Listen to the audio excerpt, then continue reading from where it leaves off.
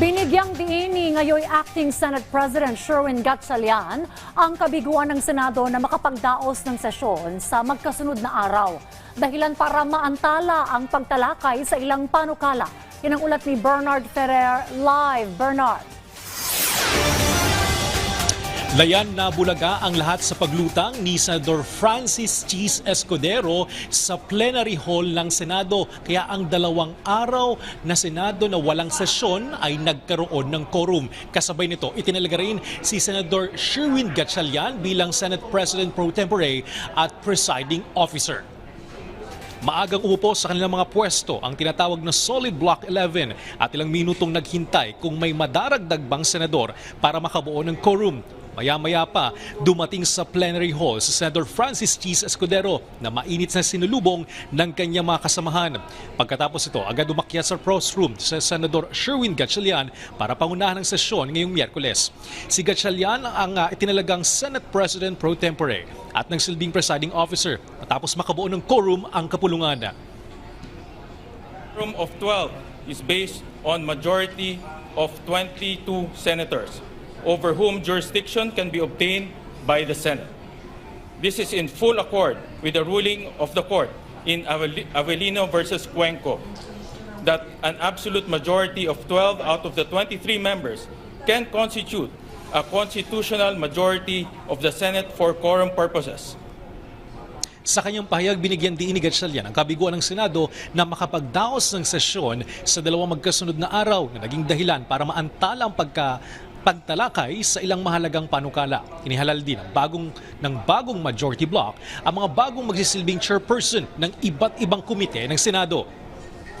Samantala, inihalal si Attorney Ray Bantug Jr. bilang bagong Senate Secretary, habang itinalaga naman si Police Major General Alfredo Soto Corpus bilang bagong Senate Sergeant at Arms.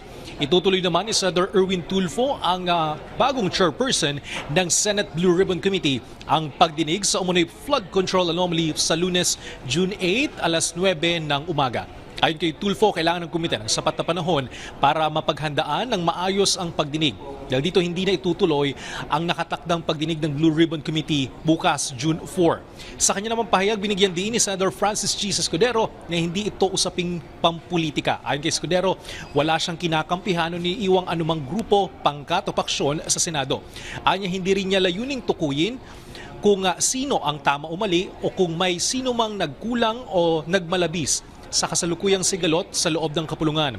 Binigyan din ng senador na hindi maaaring magpatuloy ang Senado sa kasalukuyang kalagayan dahil naapektuhan na ang kakayahan nito na gampanan ang mga tungkulin nito para sa sambayanan.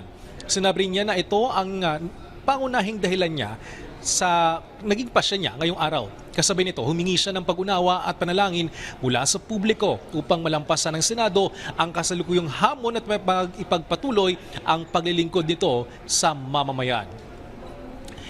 Dahil nananatili si Senador Alan Peter Cayetano bilang Senate President habang hindi pa nakakuha ng 13 ang kasalukuyang majority block. Dahil batay sa konstitusyon, kailangan ng 13 miyembro para maokupa ang nasabing posisyon.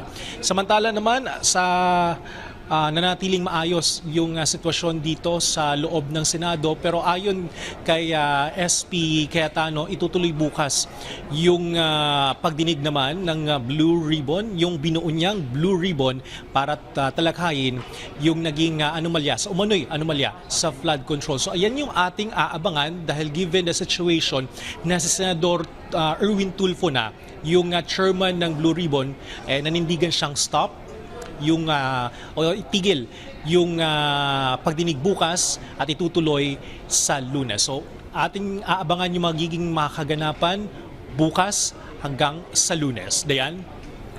Maraming salamat, Bernard Ferrer.